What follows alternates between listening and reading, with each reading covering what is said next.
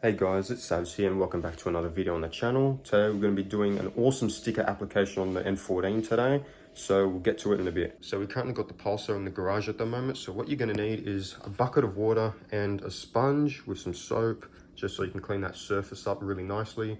And the sticker that we'll be using is ThatCarLife sticker. Thank you so much, ThatCarLife support. This is going to look absolutely awesome on the Pulsar. So yeah, let's get straight into it.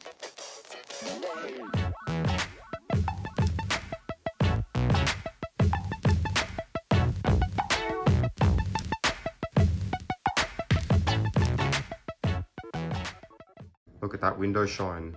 And now you're ready to slap on your sticker.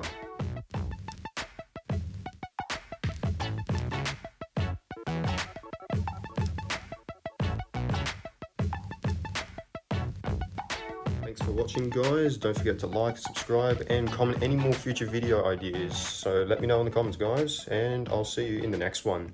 Peace.